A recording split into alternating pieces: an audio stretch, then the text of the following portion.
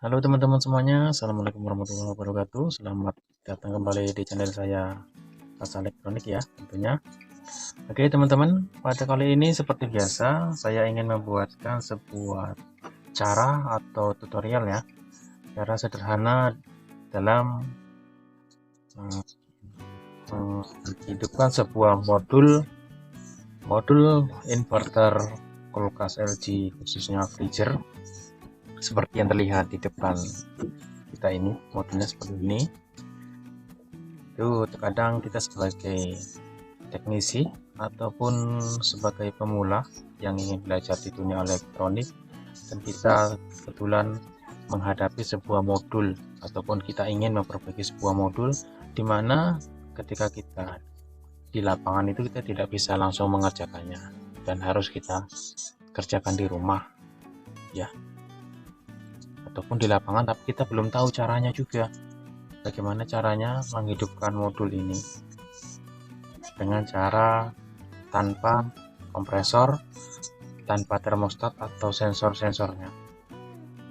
Jadi di sini saya ingin memberikan cara kepada teman-teman, khususnya pemula ya, yang belum tahu, yang ingin belajar, ingin memperbaiki modul sendiri di rumah, tetapi teman-teman ini bingung bagaimana caranya. Jika teman-teman menonton video ini adalah video yang paling tepat buat teman-teman, khususnya pemula yang ingin belajar memperbaiki modul inverter kulkas LG freezer yang bermasalah atau rusak tanpa sensor. Dan di sini kita ketahui di sini ada beberapa soket ya, beberapa soket yang dipasang pada sensor modulnya yang menuju ke sensor ke bodi kulkas. Yang pertama yaitu soket kabel AC PLN ini ya, soket kabel AC PLN yang diberi kon 1 atau soket 1 ya. Setelah itu ini dia kon 102 ya, kon 102 ini adalah pin daripada yang paling pinggir, ini ground, dan ini input dan output untuk overload. Dan yang sebelah sini dekat IC ini adalah soket untuk kompresor. Soket untuk kompresor mungkin tidak akan kita pakai saat ini untuk menghidupkan modul ini tanpa sensor. Dan yang kedua adalah, dan yang terakhir ini adalah soket untuk termostat. Ini termostat. Oke, setelah paham teman-teman, ini kita balik caranya. Itu yang perlu kita sediakan sebuah kabel yang menuju ke stop kontak, dan sebuah kabel juga, beberapa utas kabel ini untuk kita jumper ya, untuk kita jumper. Oke, sekarang kita coba untuk menjumpernya. Ini kita ambil ujungnya, ini teman bisa perhatikan ya. Ini kita masukkan ke soket AC ini di sebelah sini ya. Kita masukkan ke soket AC sebelah sini, ini di sini ya. Kita solder di sini. Langsung kita solder ya. Kita beri timah dulu biar lebih mudah untuk menempel. Oke, kita solder di bagian tabung-tabungnya.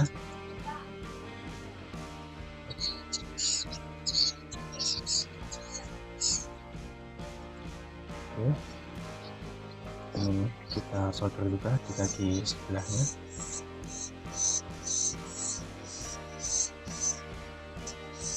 Oke, seperti ini ya. Lepas itu kita juga solder bagian kaki ini, kita beri timah dulu. Jadi untuk gunanya untuk menjumper kabel ini tadi. Ini masih satu jalur ya teman-teman ya. Teman-teman yang belum tahu, ini masih satu jalur. Ini dari PLN ini tadi masih satu jalur, dan ini juga masih satu jalur ya. Ini nanti akan kita solder dua kabel menuju ke termostat ya.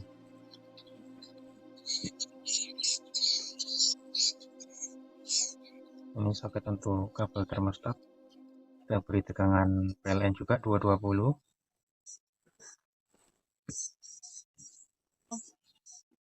Kita solder di sini.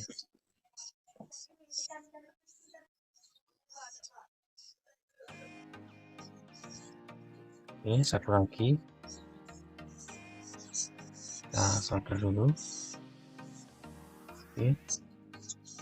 Kira-kira seperti ini. Selepas itu ini kedua kabel ini bebas ya, yang mau dipasang yang kanan dulu atau kiri dulu, karena ini kabel AC, tegangan AC maksudnya. Bisa dipasang bolak-balik, kalau mau ini dipasang di sini pun bisa, sebaliknya juga bisa, dan ini kita pasang di sebelah sini. Seperti di sini sebelum screen ya, sebelum bius, sebelum screen. Sekarang untuk kabel overload ini kan yang paling pinggir ini ground ya, paling pinggir ini ground, yang saya tunjuk pakai tangan ini ground. Ini dua tengah sama pinggir sebelah sini ini untuk overload. Kita langsung jumper saja, kita langsungkan saja. Ini sebagai overload ya, karena ini hanya untuk uji coba memperbaiki mesin. Kita jumper saja.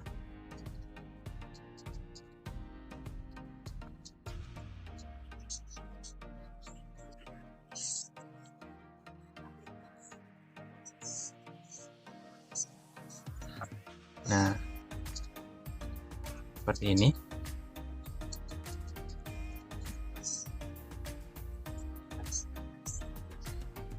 Kira seperti ini untuk penampakannya.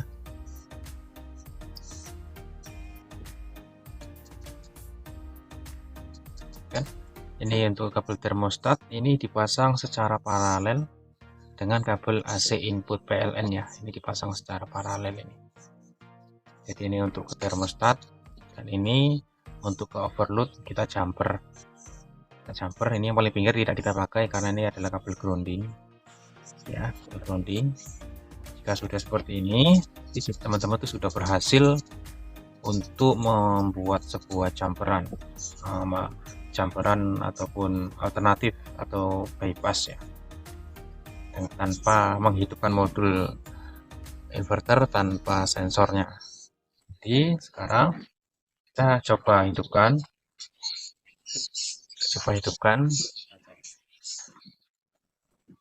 Ini teman-teman bisa perhatikan lampu LED di sini. Lampu LED, teman-teman perhatikan. Ini kita hidupkan dulu.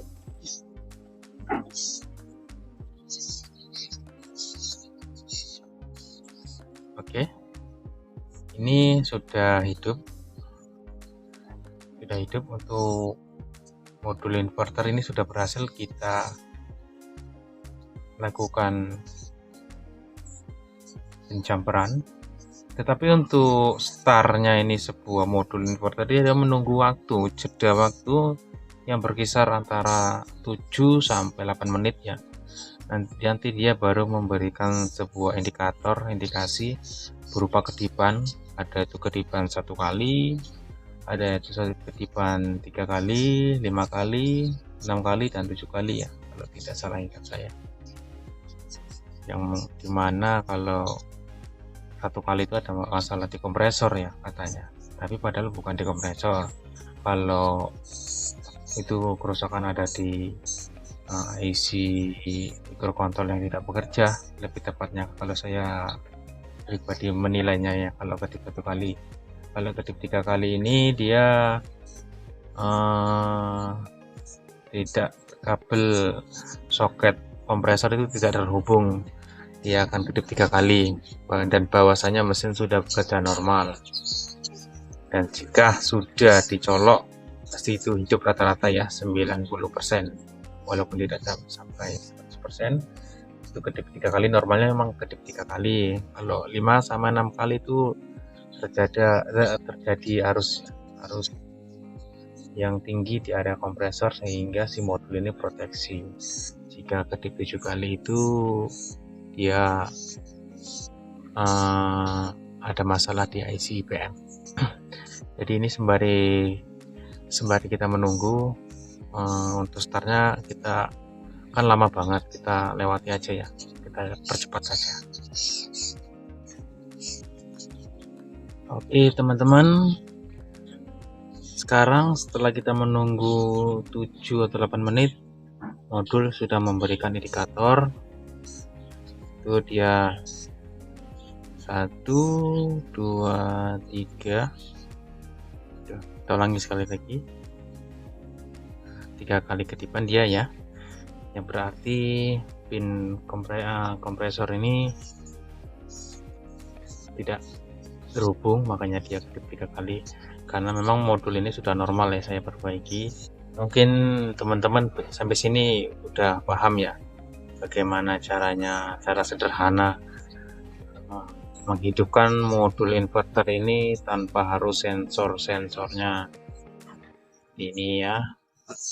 Apa saja ini supaya jelas teman-teman melihatnya, agar teman-teman itu bisa paham, khususnya teman-teman pemula yang ingin mempelajarinya. Jadi mungkin sampai sini saja video saya pada kali ini, semoga ada manfaatnya. Jangan lupa klik like kalau suka, komentar, dan jika ingin ada yang ditanyakan. Dan yang baru gabung, saya ucapkan banyak terima kasih sudah hadir di video saya. Dan kita bertemu di video saya selanjutnya. Semoga bermanfaat ya. Dan saya akhirul kalam. Wassalamualaikum warahmatullahi wabarakatuh. Dadah.